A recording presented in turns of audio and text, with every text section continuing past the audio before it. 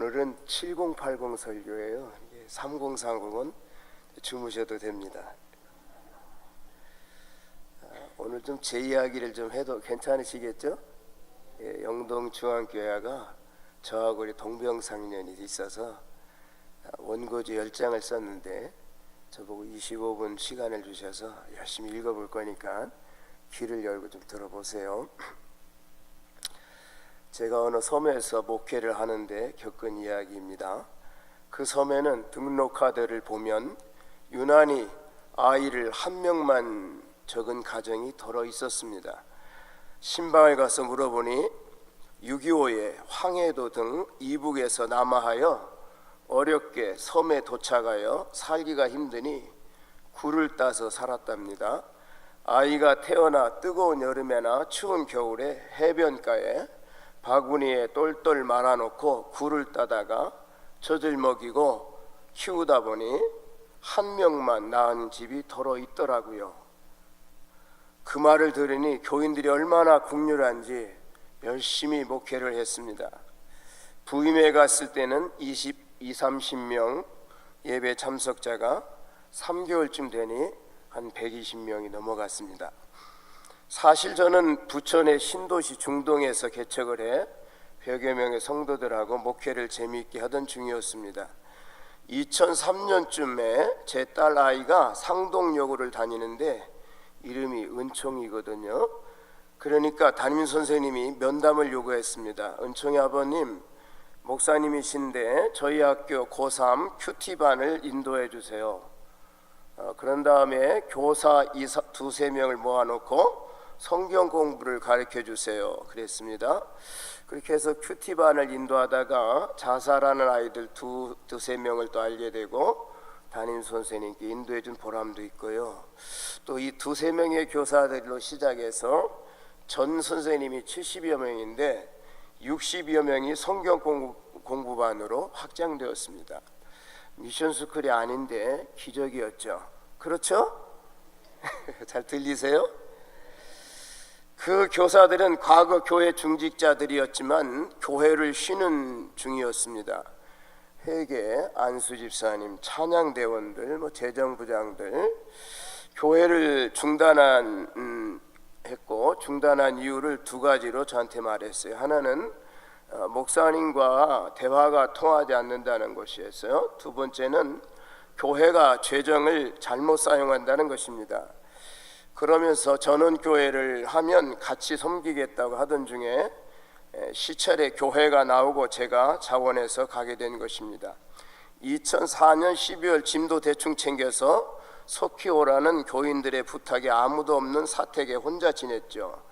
2005년 1월부터 도시에서 사람들이 몰려오고 지역 주민들이 나오기 시작을 하면서 예배당이 차고 넘쳤습니다. 하지만 사실은 2005년도 1월부터 정치 목사들이 담임 목사를 이미 정해놓고 저를 고소하였습니다. 재판은 시작하게 되었고 타협하지 않았습니다. 2005년 6월 25일 6.25에 저는 면직을 당했습니다. 재판국 서기가 김무겸 씨 이제는 목사가 아니야 이렇게 하더라고요. 잔다르크의 억울한 이단 누명으로 화형을 당한 것, 이순신 장군의 백의종군, 예수님의 빌라도의 재판 등이 살아 제 마음에 와 닿았습니다. 면직을 받고 수요 예배를 드리려 하니 노회에서 면직 판결문을 교회에 선포하려고 왔습니다. 교인들이 대부분이 교회 정문을 막아주었습니다. 고마운 일이었죠. 주일 예배를 드리려 하니 정치 목사들이 교인들 7-8명을 선동해서 예배당에 면직 목사를 설교단에 서지 못하게 했습니다. 이야기는 아직도 한 번도 해본 적이 없는 이야기들입니다. 그렇게 해서 밤에 짐을 정리해서 봉고차에 가득 싣고 새벽에 그 대교를 넘어오는데 눈물이 하염없이 흘렀습니다. 부천에 다행히 제가 목회하던 건물이 있었습니다. 노회가 분립되던 2007년 12월 10일 우리 계신 전동원 목사님께서 제일 첫 작품으로 원인무효를 해 주었습니다. 그게 2007년 12월 12 사태예요. 6.25 날 면직받고 12 사태에 원인무효를 받았어요. 그때 저는 야곱이 약복강에서 한돛뼈가 부러지는 고통의 밤을 지나 하나님을 만난 환희의 아침 분이엘을 경험하게 되었어요. 그때 흘린 눈물이 한 바가지는 넘었을 것입니다. 그러나 목사 복직은 2010년 11월에야 되었습니다. 5년이 넘는 면직 상태에서 인고의 세월이었습니다. 다른 어려움은 다 빼고요. 또한 고2에 아들이 뇌수술을 받게 되는데 집 세 채를 들어야 하는 수술을 은혜로 잘 마쳤고요. 뇌수술 때문에 군대 면제를 받으니 제가 사회생활을 하고 대학을 다니라 했는데 그때부터 문제를 일으키는데 상상을 초월했습니다. 한 가지만 해도 기절초풍하실 거예요. 한 가지가 아니에요. 정말 힘들고 지쳤습니다. 그때 이 말씀이 제 마음을 사정없이 흔들었습니다. 사실 이 말씀은 저희 어렸을 적에 교회 양기둥에 적혀 있었던 말씀이에요.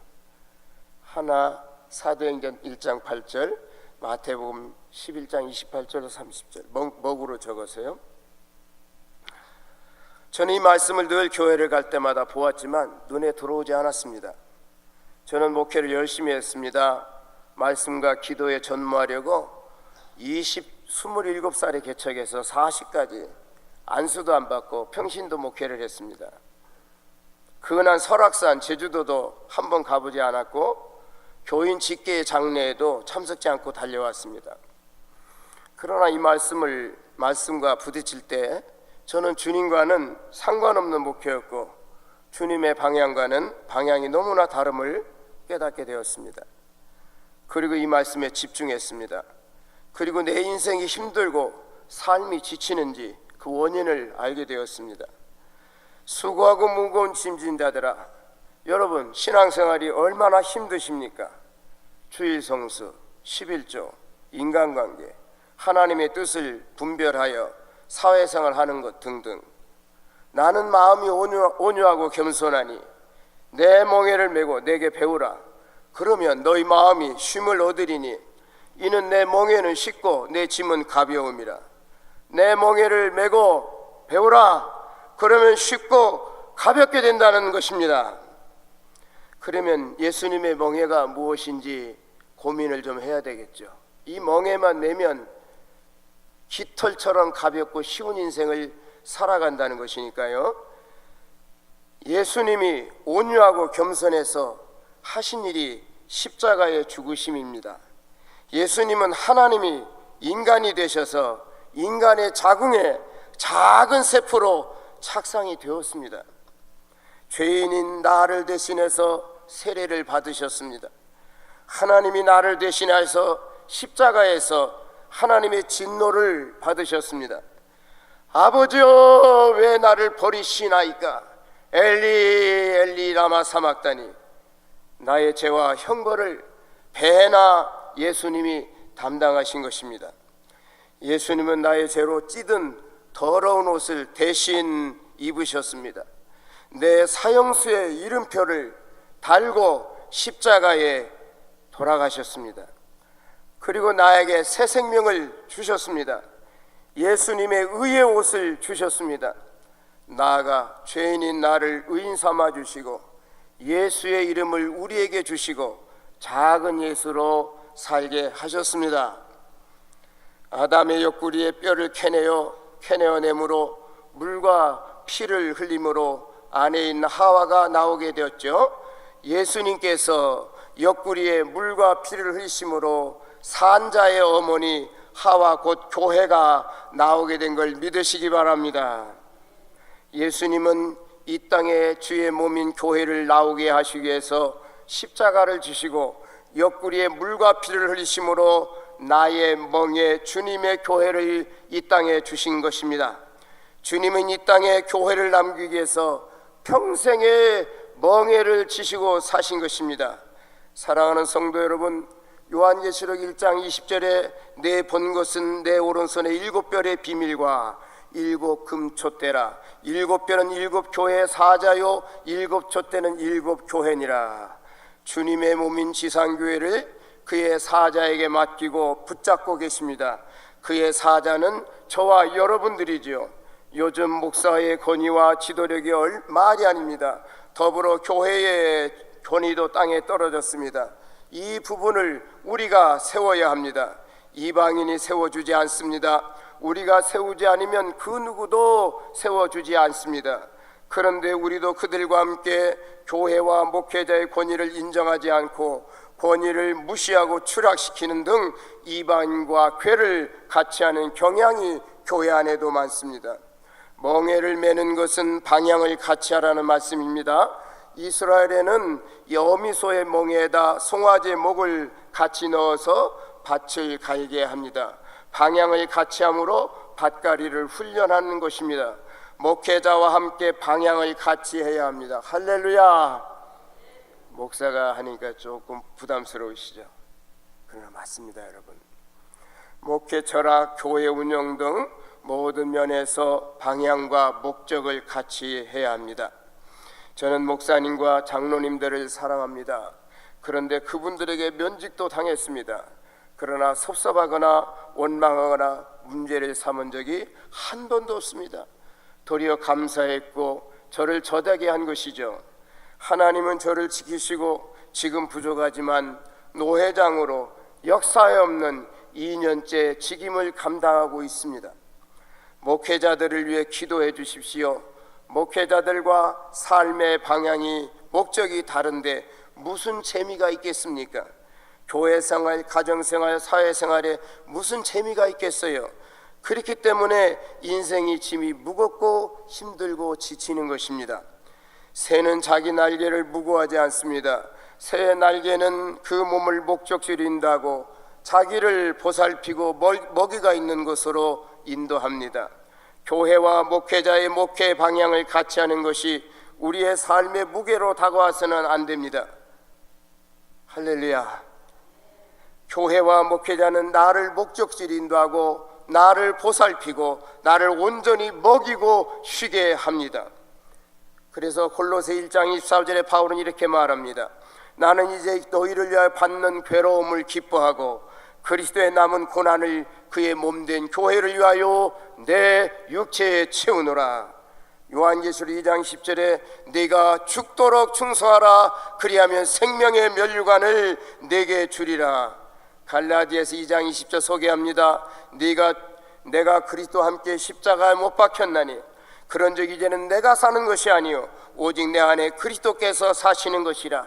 이제 내가 육체 가운데 사는 것은 나를 사랑하사 나를 위하여 자기 자신을 버리신 하나님의 아들을 믿는 믿음 안에서 사는 것이라. 노예가 여러분을 위해서 일하겠습니다. 같이 동행해 주십시오. 담임 목사님이 세워지면 그 지도에 아멘 해주세요. 방향과 목적을 같이 해주시기 바랍니다. 당회가 하나가 되고 당회의 지도력을 회복해 주십시오. 우리 당회원 한번 일어나 주시면 고맙겠습니다. 당회원 장로님들 한번 일어나 주시죠. 장로님들 어디 계시나요 다? 예, 감사합니다. 우리 한번 박수로 격려해 주시죠. 감사합니다. 사랑합니다. 축복합니다. 네, 감사합니다. 앉아주세요. 당회가 하나가 되고 장애의 지도력을 회복해 주시고 교회는 따라야 됩니다. 교우들은 성도의 본래의 위치를 회복하고 담임 목사 청빙을 위해서 큰 틀에서 사명을 감당해 나가세요. 지금까지의 모든 문제는 십자가에 던져버리고 앞에 촛대를 붙잡고 목표를 향해 전진해야 합니다. 문제 속에 살지 마시고 비전을 갖고 꿈을 갖고 큰 틀을 갖고 여러분은 해야 될 일이 많이 있다는 걸 믿으시기를 바랍니다. 어린 시절 하나 예화를 드리고 말씀을 마치려 합니다. 어린 시절 갑작스러운 부모님의 죽음을 겪게 된 한 형제가 있었습니다. 일가 친척도 없던 그들은 세상에 덜렁 남겨지게 되었습니다. 10살이 채 안 되는 어린 나이에 가장이 되어버린 형은 자기보다 어린 동생 때문에 눈물을 꾹 참고 어른처럼 행동을 해야 했습니다. 아직도 엄마 품에 안겨 응성이나 부릴 나이에 고아가 된 동생이 측은했던 형은 동생을 위해서라면 자신의 슬픔쯤은 꼭 참을 수 있다고 생각했습니다. 찬밥 한 덩어리라도 얻으면 동생을 먼저 먹였고 헌 옷이라도 얻으면 그나마 좀 나은 옷을 동생에게 입혔습니다. 밤이 되면 엄마를 찾으며 울먹이며 보채는 동생을 끌어안고 재운 적이 한두 번이 아니었습니다. 10살짜리 아이가 짊어지기에는 너무 무거운 삶이었습니다. 몇 년 뒤 버거운 현실에 지쳐버린 형은 우연한 기회에 교회에 나가게 되었습니다. 그곳에서 형은 아빠와 엄마에게 받을 수 있는 것보다 더 크고 놀라운 예수님의 사랑을 만났습니다. 형은 자신을 짓누르던 삶의 짐을 예수님의 발 앞에 모두 놓아 내려놨습니다. 그 순간부터 그는 완전히 다른 사람이 되었습니다. 주일이 되면 동생의 손을 붙잡고 교회에 나와 기쁘게 예배를 드렸습니다. 상황은 아무것도 변하지 않고 달라지지 않았지만 그의 마음은 늘 즐거움으로 충만했습니다.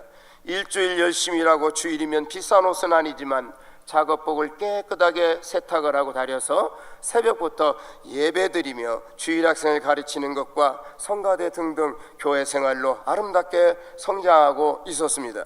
하지만 서로 닮은 형제라도 속까지 닮은 것은 아니었나 봅니다.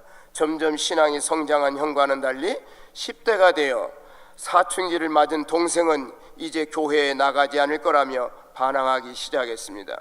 어렸을 때에는 형에게 이끌려 억지로 교회에 나갔지만 이제는 자기도 클 만큼 컸다는 겁니다.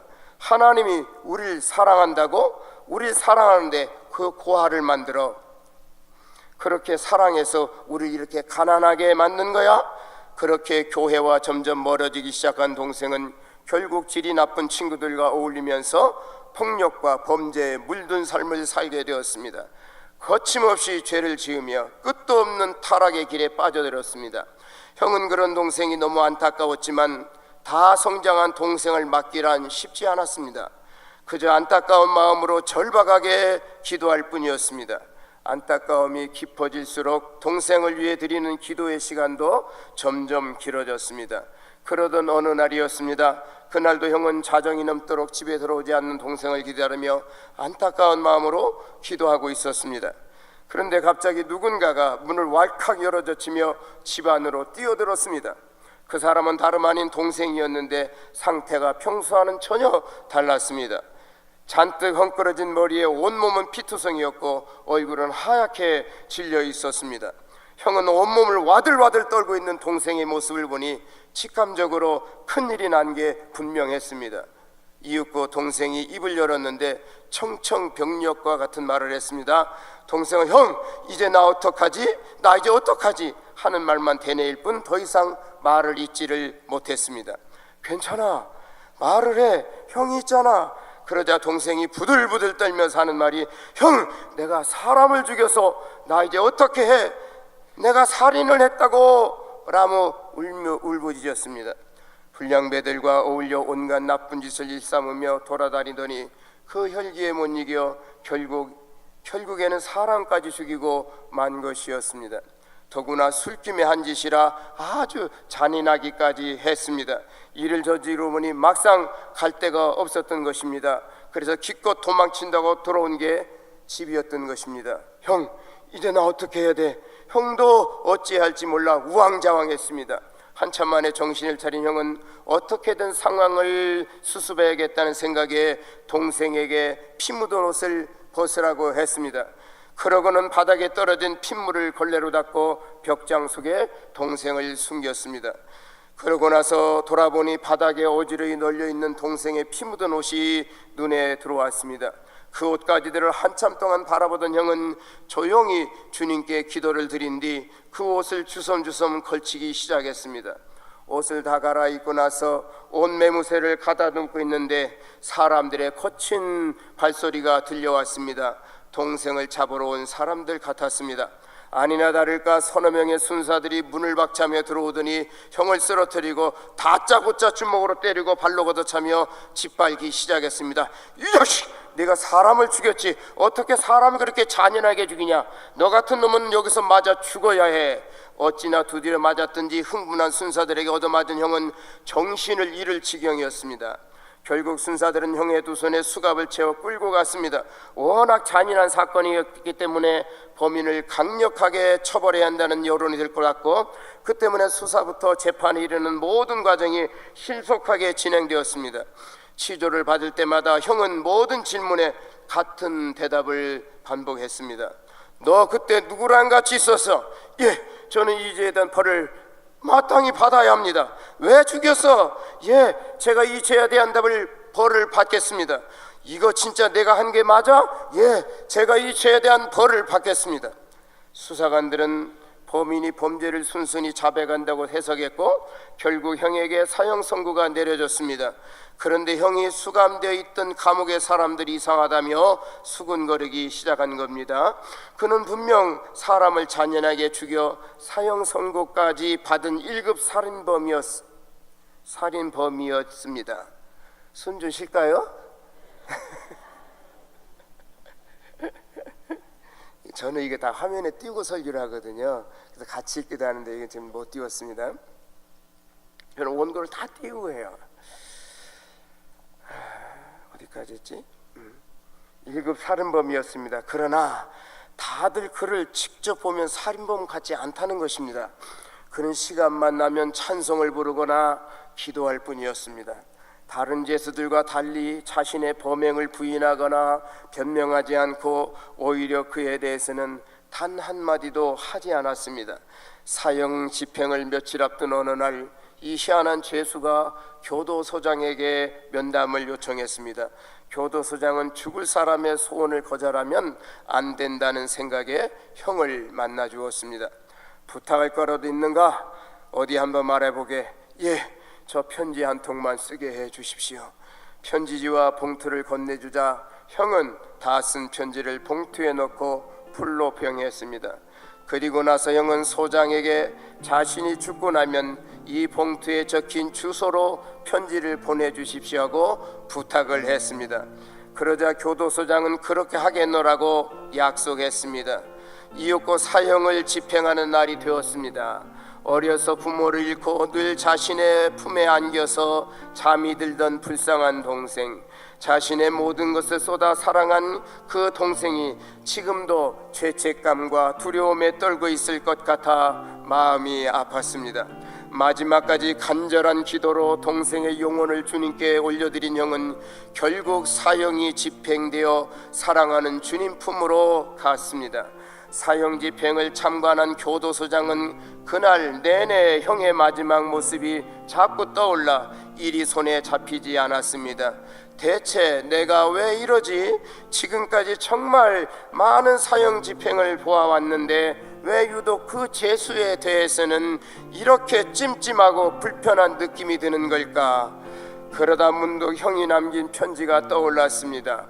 교도소장은 부하 직원에게 봉투에 적힌 주소로 편지를 전달하라고 했습니다. 부하 직원이 그 주소로 찾아가 보니 사람이 사는 집이라고 하기 어려울 정도로 폐허가 된 흉가가 나타났습니다. 대문을 두드렸지만 아무런 대답이 없었습니다. 발길을 차고 큰 소리로 부르는데도 아무런 인기척이 없었습니다.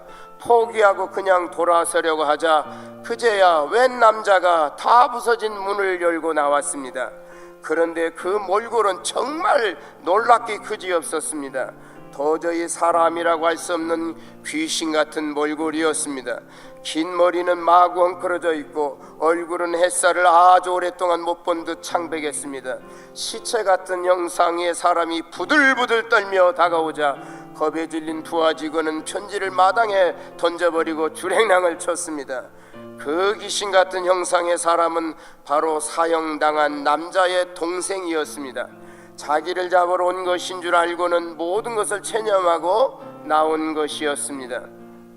그러나 동생이 고개를 들어보니 사람은 간되었고 마당에 편지 하나가 떨어져 있었습니다.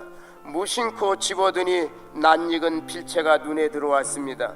살인을 저지르고 나서 몇 달이 흐르는 동안 동생은 계속 벽장 속에 숨어 지냈습니다. 온몸에 피가 마르는 듯한 처절하고 끔찍한 시간들이었습니다.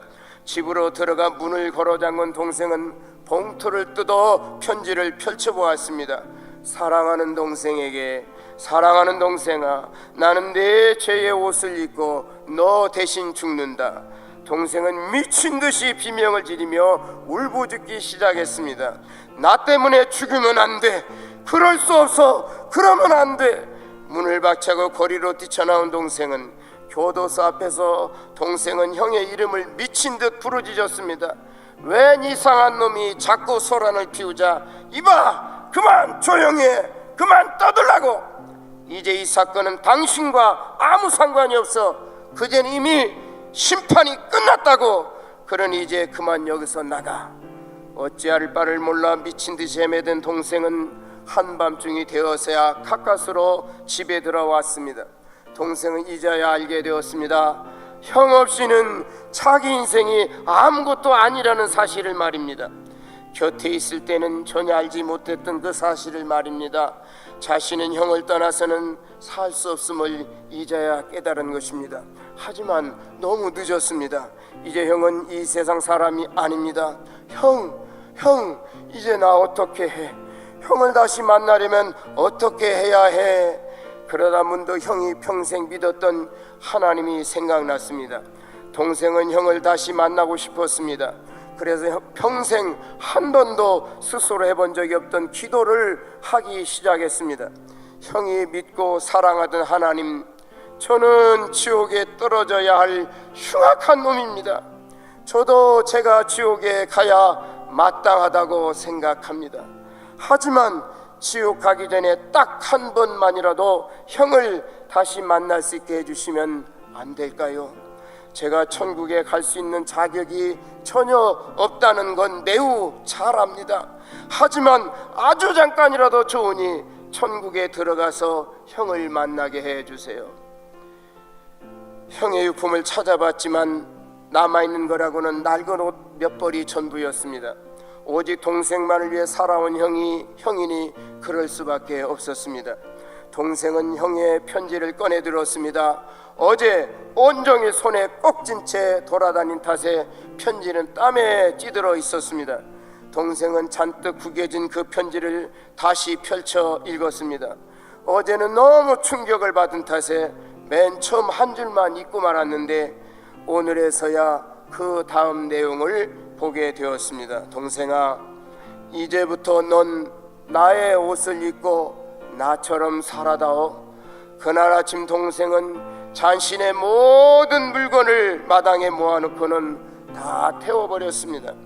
비싼 옷은 아니지만 깨끗하게 다림질되어 있는 형의 옷이 있었습니다. 동생은 형의 옷을 걸쳤습니다.